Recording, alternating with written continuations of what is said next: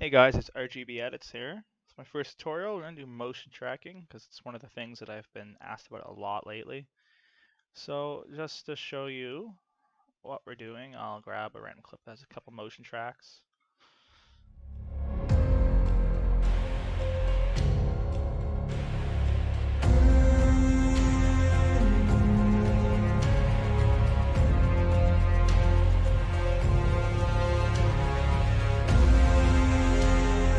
So that's what we're going to be doing there today is the 3D motion track text.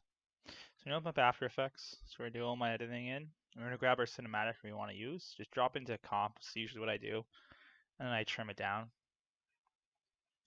So the cinematic starts off perfectly right away. So I'm just going to leave it there and go to where I want to cut it, which is kind of perfectly trimmed cinematic. It's not common. So that's what we're going to use right here. Now this has the smoke and stuff. So I am going to right click, track stabilize, track camera, and it's going to start automatically, but I'm going to go down here on advanced and I'm going to click detailed analysis because there's moving things going on in the background and stuff. I want the camera to be tracked accurately. So we're going to do that. I'm going to leave it sit for a while. Depending on your computer and the movement of the camera it's tracking, it could be a minute, it could be 10. So I'll be back once this is finished up here. Okay, so we're back. The 3D camera tracker is done. So once you're done, it's going to show up with these X's, these little dots. Those little, these are all the tracking points. Make sure you're on active camera. And make sure you get the 3D camera tracker selected and the clip selected. That way when you scrub through, you'll see these dots, and when you put your mouse on the screen, you'll get this target that comes up between the dots. You can also just click on the dots, control click, and select yours. And I roughly want to put select to make it easier where you want to put the text, because this will give you a good reference for Z space, so it doesn't get all messed up. So I'm going to create a null in camera right there on the ground, because it's about where we want it in the doorway. You can always adjust your Z space later in your text. Then we're going to make a solid, so you're going to control Y. Just name this 3D text. Make sure it's comp size, doesn't matter what color it is. Then you're going to grab element 3D. Mine might take a minute to load because I'm recording at the same time. Computer slows down quite a bit. I'm going to try to be going somewhat quick. This is my second time doing the tutorial. Last time I went into way too much depth, showing different things, and it turned out to be 17 minutes long. So I'm going to try to shrink this one down in time. So once Element 3D is on the solid layer, you'll see that the solid layer disappears because it's a transparent layer now. And now we're going to go to your text tool, and I'm just going to type in just text. Okay. I'm going to scale it up, maybe 300. And then I'm just going to change it. So you don't have to scale it up. I'm just doing that for now. I'm just change the text to something else. There we go. Nice and simple. That's all you need. You can delete that, not delete it, sorry. You can turn it off by clicking the I button. Then you're gonna go to your 3D text layer with element on it. I'm gonna go to custom layers, custom text and masks, and you go to path 1, and you're gonna set it to your text layer, whatever it's called. You'll find it and you set it there. You can set multiple, but we're just doing one for now. And go to scene setup, and you'll get into your scene here and hit extrude, and it's gonna extrude your text into a 3D layer. Lots of settings here you can play with. You can get really fancy with how your 3D objects look, but we're going to keep it basic for now.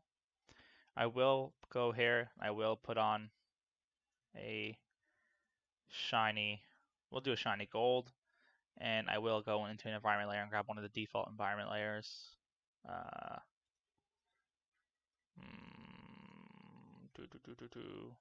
Why am I being picky? Doesn't really matter. That one looks cool. Cool. Good. We're going to grab that. And you can see my text layer once you come out is already in my scene way back here.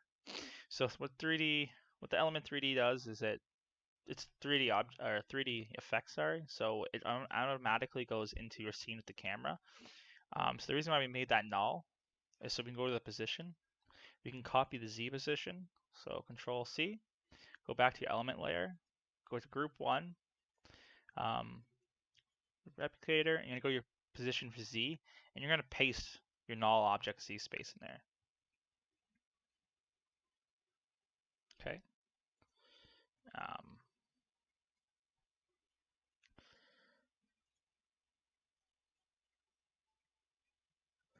Now your text, as you can see here,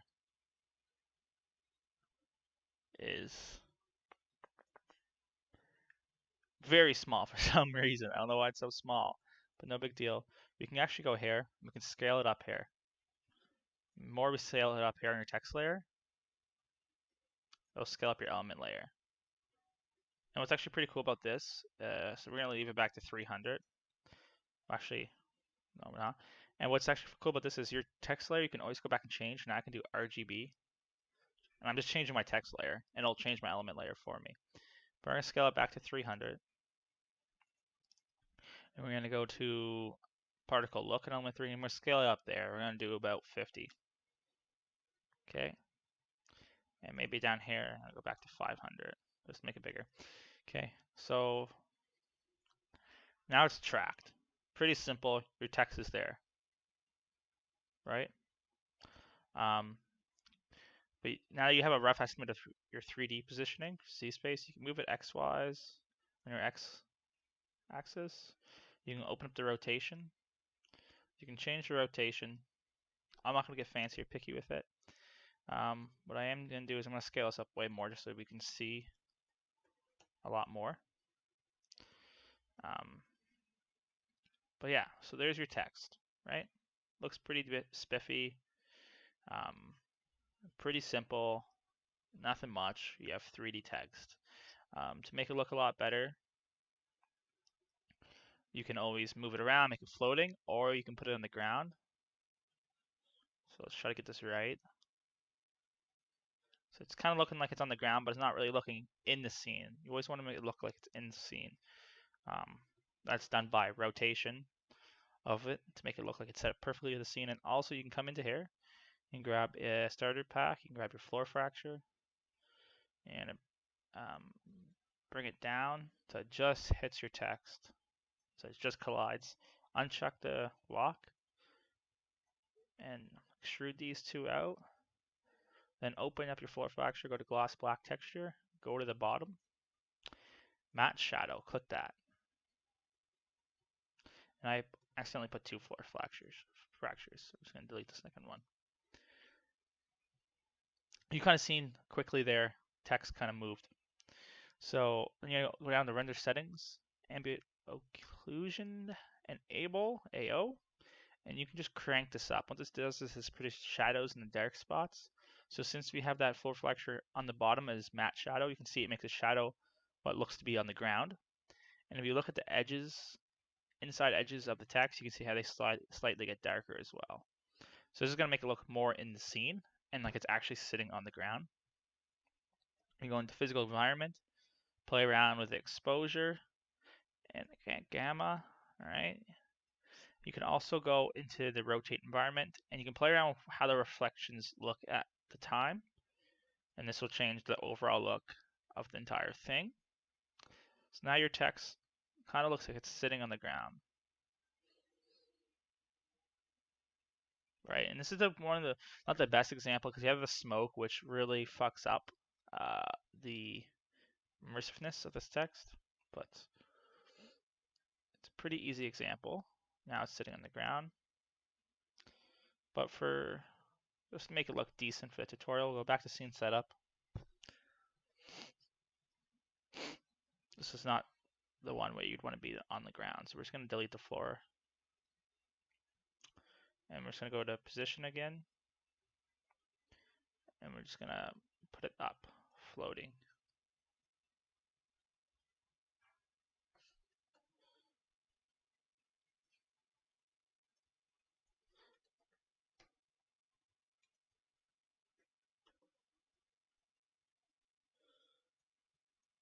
Right there is good. You can always add lights. 3D lights will help this scene a lot. We're just going to click by holding shift, click the bottom, click the top, or reverse. Then it's going to select them all for you. Right click, create compose, Just gonna name it track 1. And we're just gonna pre-compose it into its own thing here. And then we're going to show you quickly just how to get rid of this gross spectator. I'm sure you guys already know how. Looking up 3D tracking, you already know how to get rid of the spectators and everything like that. But we're just going to Control Alt Y to make a new adjustment layer. Search up motion tile. And go to output height. I like to use 80 for cinematics, 90 for clips. And already it's hiding some of that stuff. Then you're going to go down to your comp. You're going to scale about a 115. And you're just going to pull it down a little bit. You can do a 120 if you're going to use wiggle and all those things. Now you have a cinematic. It looks pretty well tracked and pretty cool. You can always add lighting, like I said, optical flares, depth of field, lots of different things you can do and spend a lot of time on to make your 3D tracks look really good. A lot of it is pre-planning when you're making your cinematics. It can make all the difference. So let's render a little more.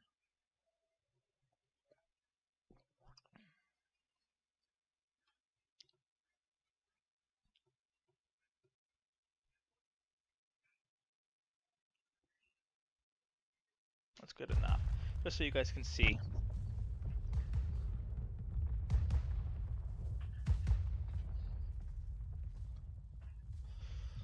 So I hope that was good enough. I know I kept it quick and basic. Maybe not the best examples,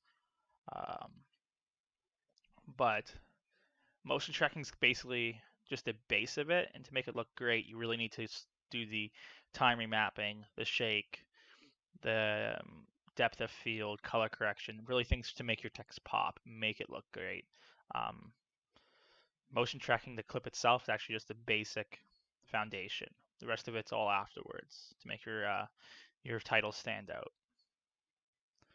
So that's if you guys want me to go more in depth next time, or you want anything else motion tracking wise, or any other tutorial suggestions, just hit me up on Instagram, and I'll try my best to accommodate them. Thanks for watching.